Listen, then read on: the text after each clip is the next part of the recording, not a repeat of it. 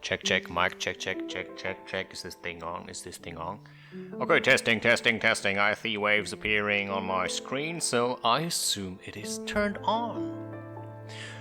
Well, glad to be back for another episode of Spiritual Advice from a Barbarian Lunatic. Well, that was somehow disappointing. I was going for a much thinner tone, more like a...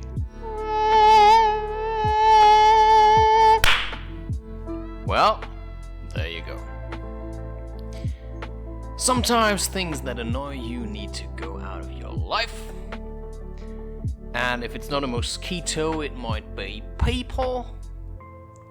And sometimes you see yourself drawn into things that you didn't really expect, or actually maybe you've seen it coming, but then it's right there and you don't know what to do.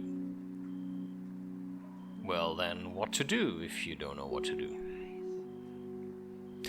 Well, you do just something. But before I get drawn into a topic which I don't want to talk about, I will get to the topic that I actually want to talk about. Because I don't always want to drag my own personal dilemma into this show. And I just want to focus more on giving you solutions rather than problems. Because sometimes I feel like, because I don't really talk a lot to people, so you're basically whoever's listening to this,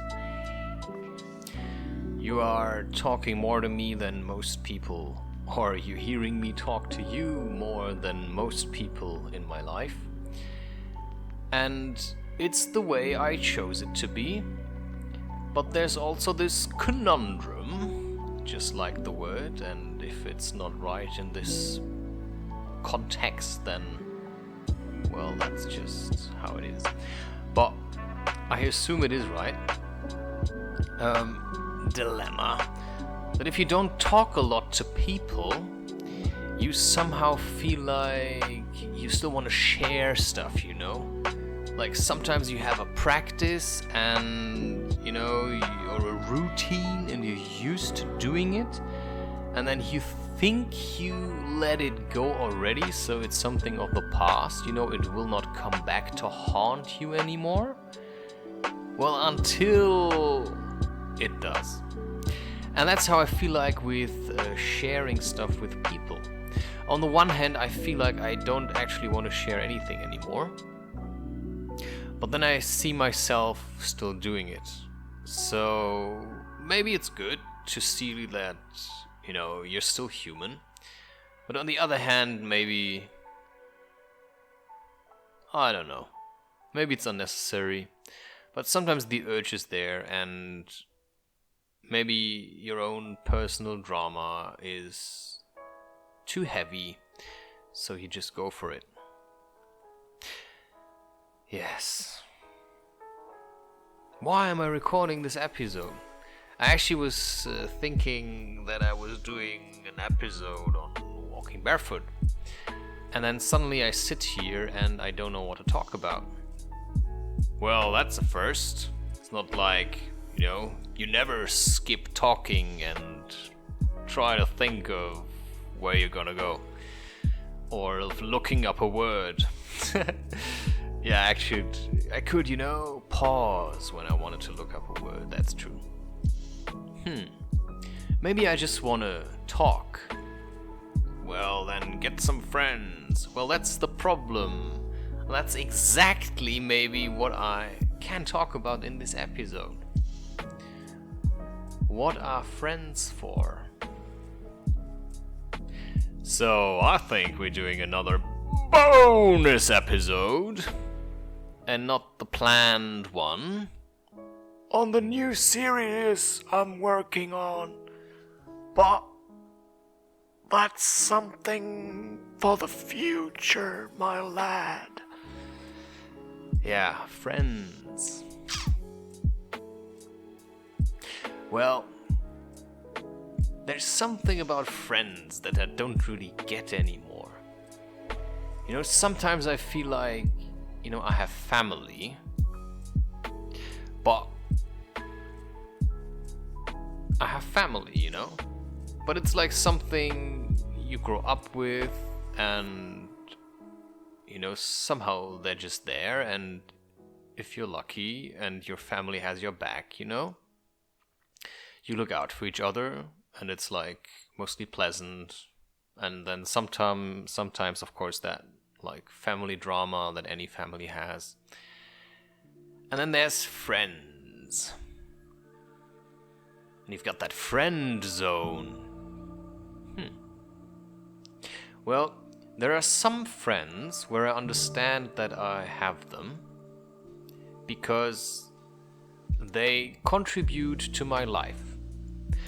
They help me become a better version of myself in a certain way, but also not always. Because with some friends, there's this tedious, constant battle for superiority, or for... I don't know how to say that. Like... It's like a contest, you know? It's like you try to do something, and then somebody's nagging on you like you could have done better, or they criticize you for something, you know? And you think, well, did I ask for your opinion? You know? Did you have to give me your opinion on that? Because it's actually none of your business. Yeah, but I'm your friend, you know, I can be honest to you.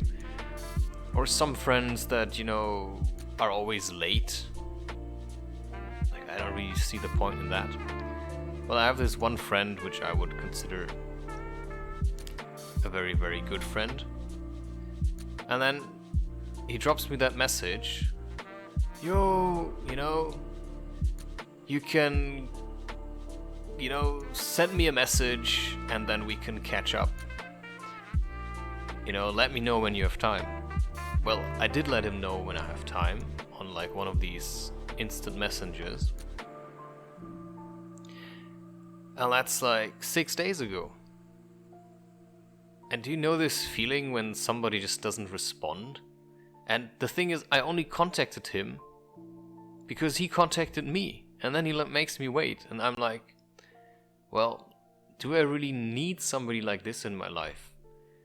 You know, am I being a bit too picky with my friends? Because I don't really have many friends. And I don't really mind, you know. I walk alone. I walk around alone in my hometown. And I sometimes meet people. And they tell me their name. And when I meet them next time, you know, I realize they still know my name and I have forgotten theirs. And they somehow want to be my friend, you know? But I've also made the realization that some people, they just want more time with me than I can give them. And for me, it's such a struggle to make them understand this. Because, you know, some people you meet on the streets, or I meet on the streets, you know? Because I walk around and I attract attention, maybe.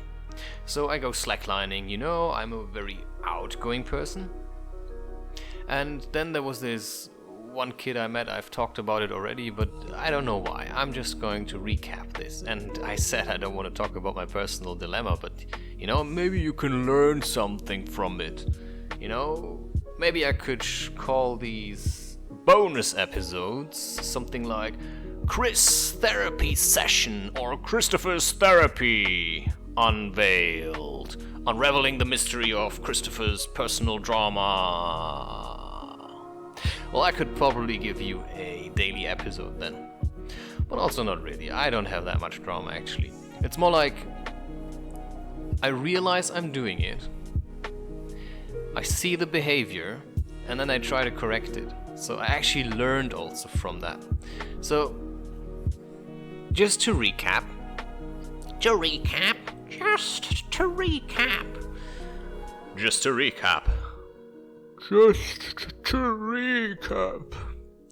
Yeah, I'm going all out.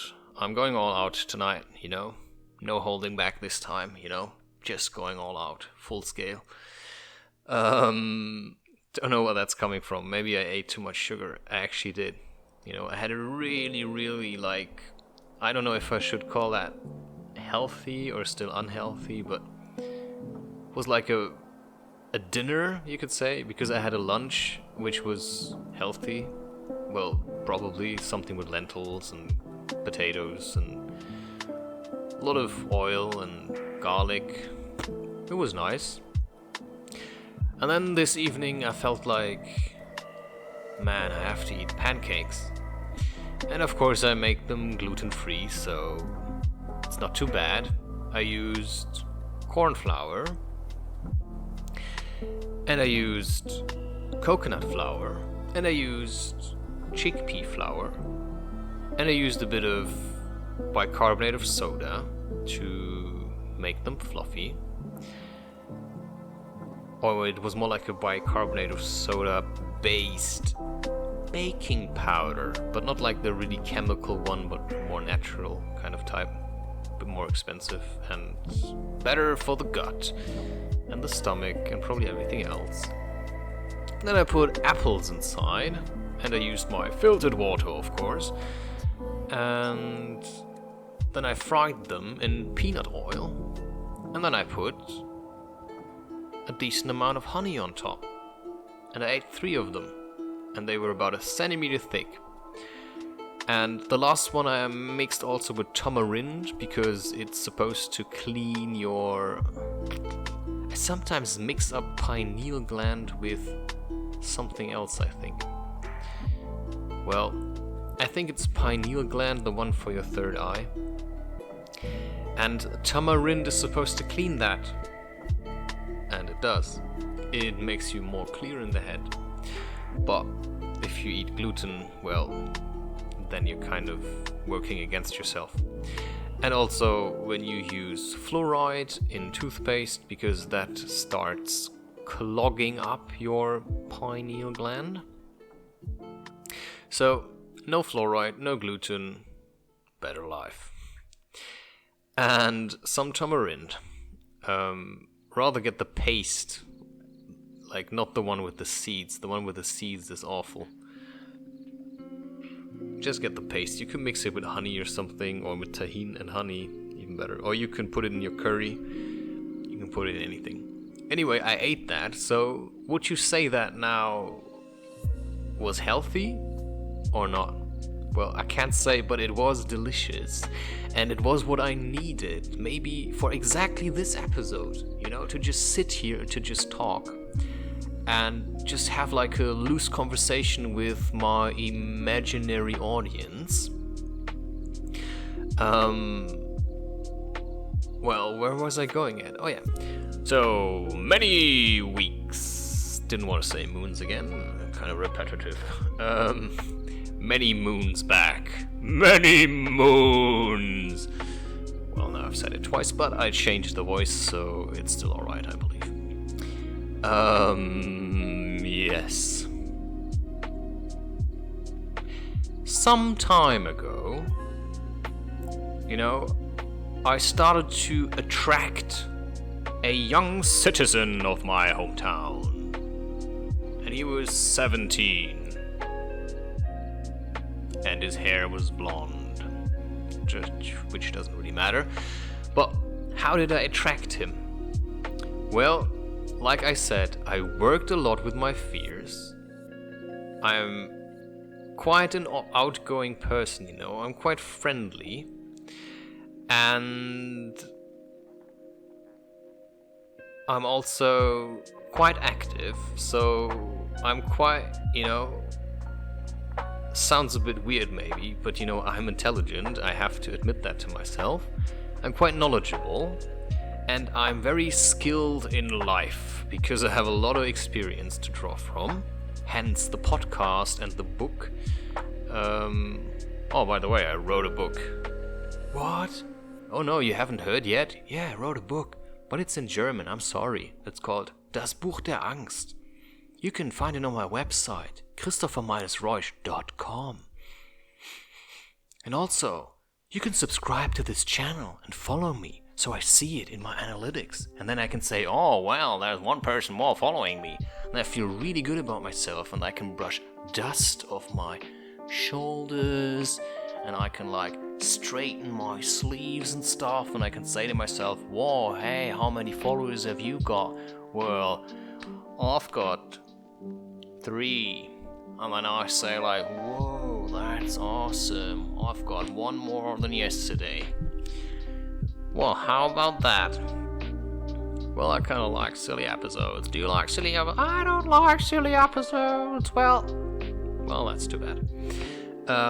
Can't always do that serious kind of talking. And I really like avoiding making a point, you know?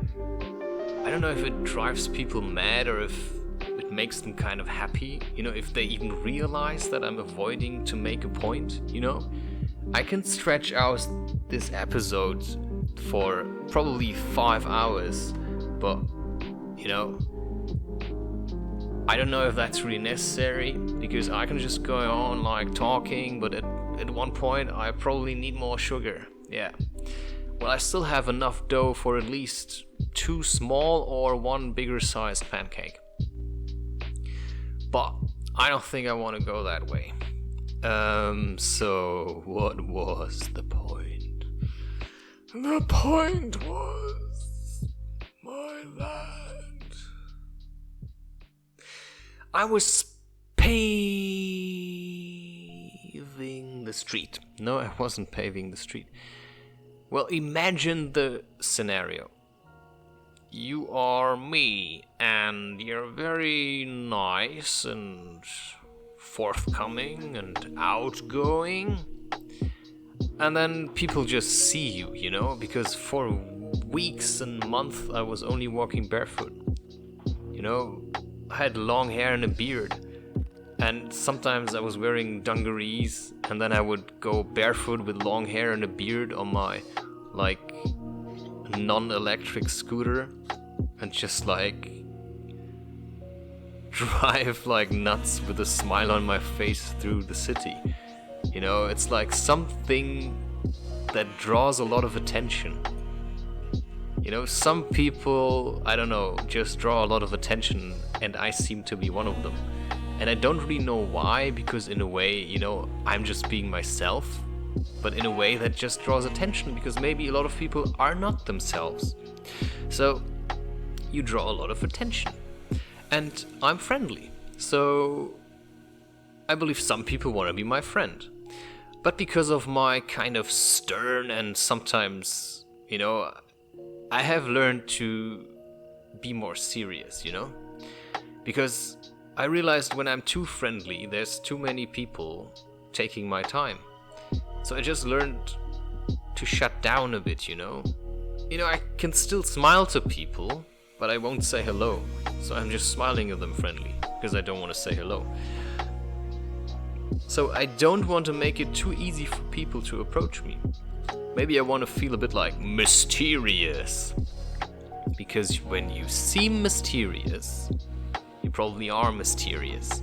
And people have to come really, really, really out of their comfort zone to talk to you. So you can see that as a filter. But there's still some people that are brave enough to make a move. And one of them was this young kid. And I think I've talked about him because he was like pretending to be like really cool and that he did all these things, and they were all lies, of course. But you know, it's kind of cute, you think. So he comes to you and, you know, sometimes he asks you something and you're like, oh yeah, nice. And then at one point probably you feel like he wants your number. So you, oh yeah, do you want to exchange numbers, you know, because I was really forthcoming, you know, I was really nice. So you exchange numbers. And then it starts, like, you start writing a bit, hey, do you want to do this together? Okay. And then you do something together. And then a couple of days later, hey, do you want to do this together? And okay. Week later, oh, you want to do this together? Okay. And then suddenly like, oh, you want to also do something tomorrow? Yeah, sure. 2 days later, oh, you want to hang out? Yeah, why not? Somehow you feel like, you know, you could also be doing something else. But you also feel like, well, that guy really needs a friend. I feel like I need to help him. So, well, maybe I also needed a friend. Who knows? But I also really felt like, well, I need to help that guy. In a way, he annoys me because I know he's lying all the time. And he doesn't listen to me. He just wants to talk about himself. And when I say something, he doesn't give a shit. So, you know, what's the point? Like, why am I having this, you know, feeling that I need to help him? Well, I need to help him because he's so young and, you know, he was hurt at a young age. So I really need to help him. He's struggling through life and, you know, I've been there, I've done that, so I don't want him to be there anymore. So I try to help him. Well, I try to help him. And what happens? I get annoyed of him. It's just because I actually don't want to be spending time with him. The more time I spend with him, the more I am leaving my own path. The more time I spend with him, the less time I'm spending with myself. And I really want to spend time with myself.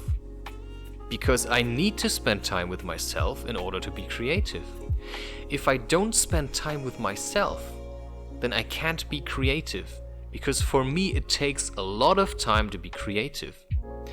Do you know how much time it takes to, you know, talk about certain things? How many experiences you have to evaluate, you have to reflect on, you have to think about, to draw your conclusions, to process them in your mind and then come to a epiphany, you know, a realization.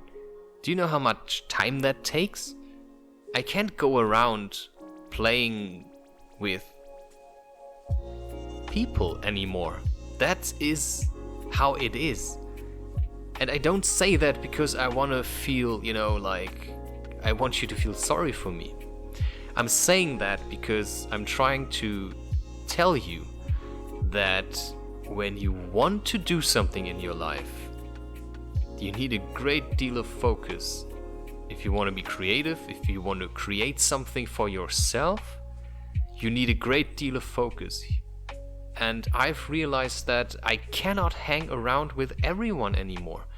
In fact, I don't want to hang around with anyone anymore unless it's people who already do something, you know? Because sometimes people are kind of in need of a friend. That's exactly the people you cannot hang out with if you want to be creative. Why? Because they need, you know, they want your love, they want you to be your friend, you know, they don't do something with their life, so they want to do something with you. But on the long run, you're gonna try to help them. You know, I'm talking like you want to do something for yourself, you know? I'm talking like you actually want to create something for yourself. So why am I telling you that? I don't know. Maybe this one person needs to hear this. So you want to create something for yourself, you have to look through your friends. Who's really your friend, you know? Who's like really supporting you, or who costs more energy than he gives you? Because it needs to be an equal exchange.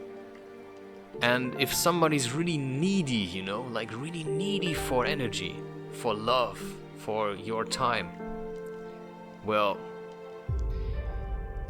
it really sounds hard, but I realized for myself that I'm better off without these people. And with this kid, I let it happen. I tried to be like a father for him, but it turned out he didn't respect me at all. He was just like playing with me in the end because I was just always nice. So I needed to be not so nice to him. So for all the lies that he told me and everything he did, and I watched it over weeks, and I got really annoyed until the point where he stood me up twice, and I got so angry that the last thing I did was drop him that voice message and say, "Don't ever contact me again. If you see me on the street, stay away from me." This is where it came to, but it felt good. And I wasn't even mean to him. I just said like, I'm sick of your lies. And then I said what I said already. And you know why I had to do that? Because I let it happen. I myself made the mistake of giving somebody more time than I wanted to give him. And something I realized today is that exactly the same thing happened. For me, it is enough to go around town when I feel like it. Sorry if there's a... Bless you, thank you. That really needed to come out. Sure. For me, it really is enough when I go through town and I casually meet people.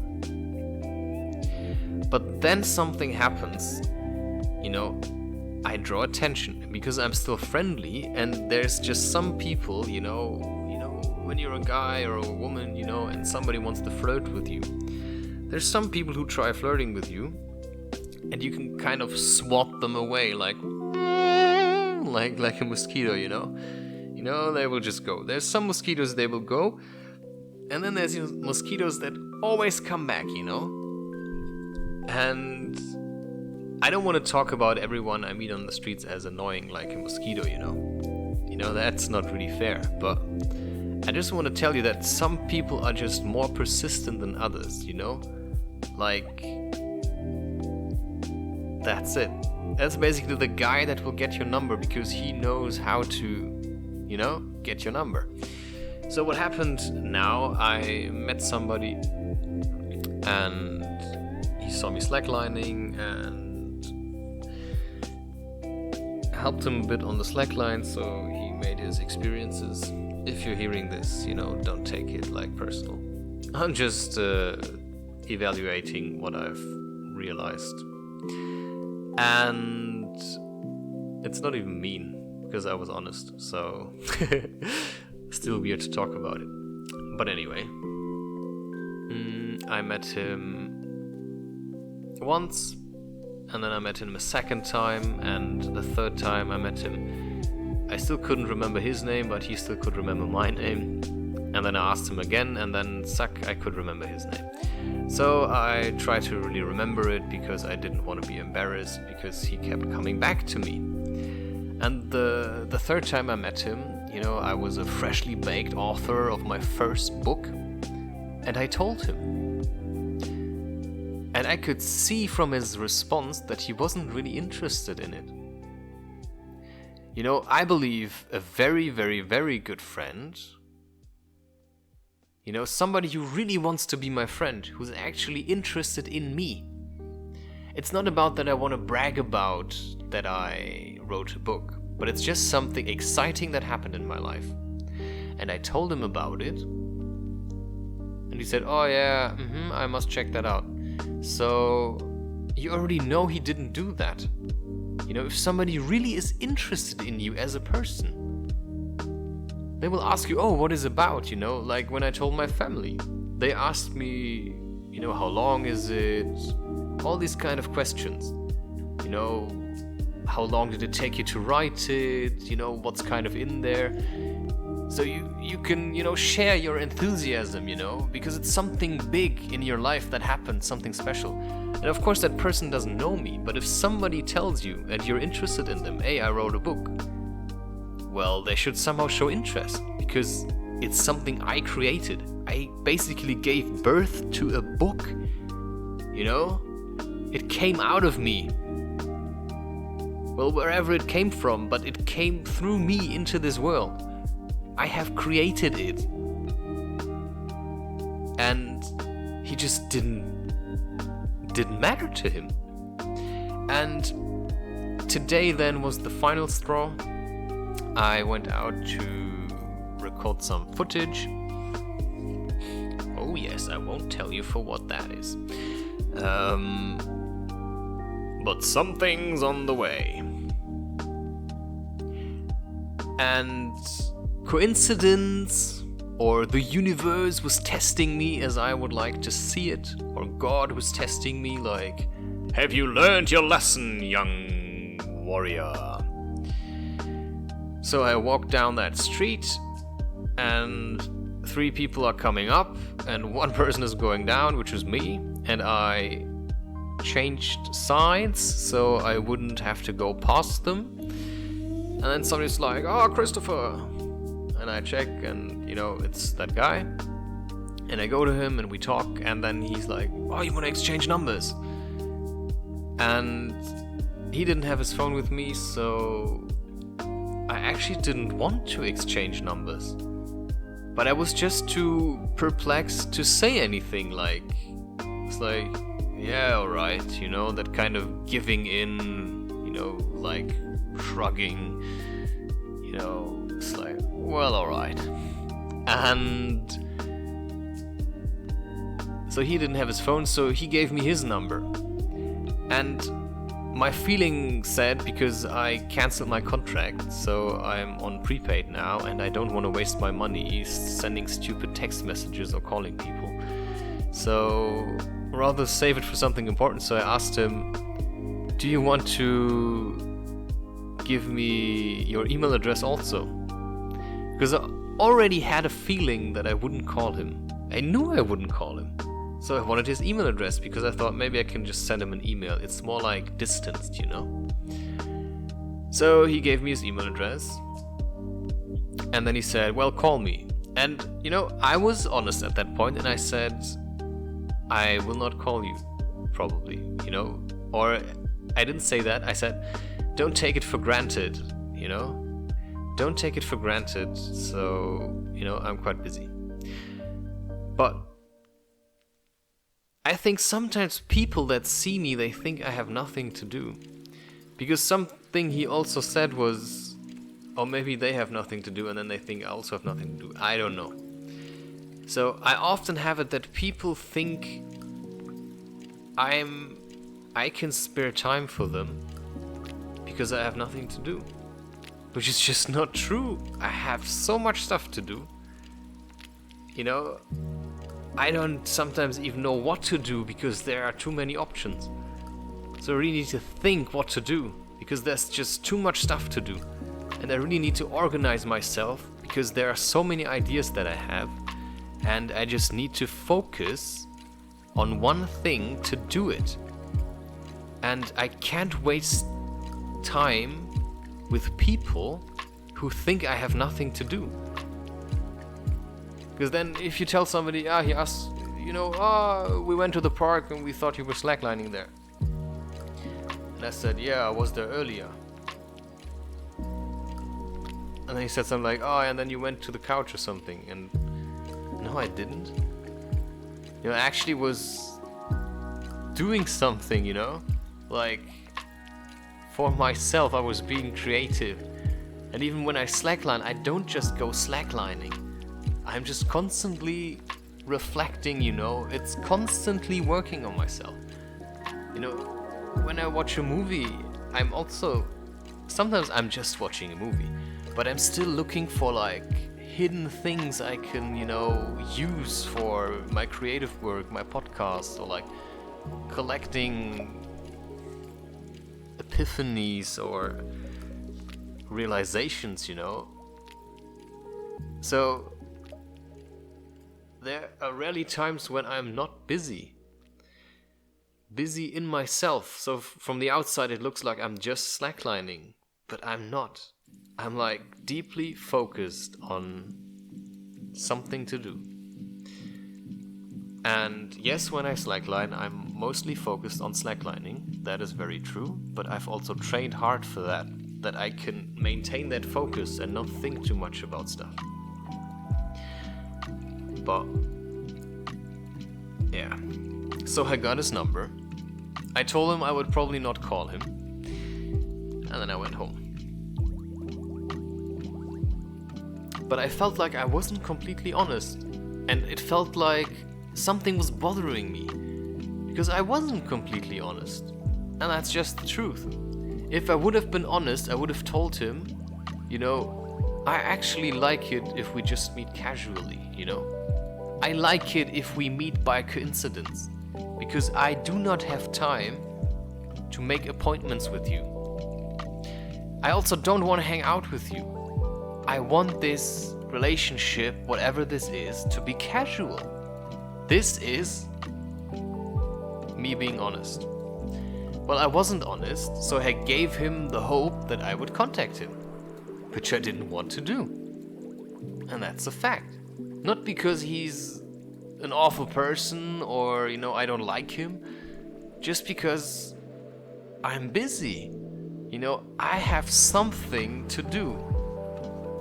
And I don't want a friend. You know? I have maybe... You can say I have 2 friends. Yeah. 2 friends, and I won't name them. But I have exactly 2 friends in my life. Like, apart from family, 2 friends, 2 male friends. Everyone else, goodbye. I shut everyone else down because they were taking too much time. And like I said, it sounds very drastic, and some people might think, I don't know what, you know? Somebody once said to me, well, I was already wondering why you don't have so many friends. Well, why? Because I choose not to have them.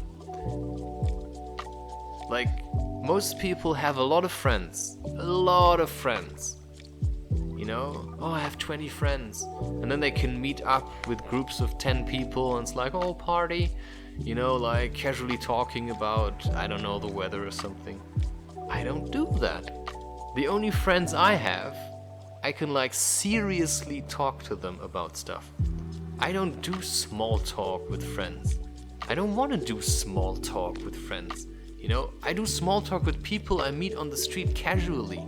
You know, I can talk about, you know, useless things with them. I don't care. But even that I will keep to a minimum, you know? Like, very basic. Hello. Oh, you're slacklining here? Yeah, I'm slacklining here. You know, I don't need to discuss the weather or opinions about anything. I don't need an opinion on anything. And if I need one, I'll ask for it, you know? So, yes, I have 2 friends, but these 2 friends, I know I can rely on them. And I know that they're important to me. That's just like that. And if I wouldn't have them, I wouldn't have them. But if they contact me, then I'm happy about it. Because I decided to have them as friends. Why? Because I see potential in them. I see that they are also striving for something bigger. I see that they have a goal in life. I see that they want to change something in this world. They want to change themselves. I don't want to hang out with people anymore that stay the same all the time. You know, it's kind of nice, it's like child's play, but I don't want to do it, and that's a fact. And my point is that I then wrote this person an email because I saw in myself this struggle, that I wasn't completely honest, and that I now felt like I had to contact him because I gave them the feeling that I might do that. So instead I wrote him an email and I said, hey, sorry, I wasn't completely honest, and I actually, if I would have been honest, I would have said the following. And then I just wrote him a really nice email saying that I'm actually very focused and I don't have time, and that I like it if we just meet, by coincidence. And that's it. And I just said greetings, and that was the end of the email. So, what to make of this?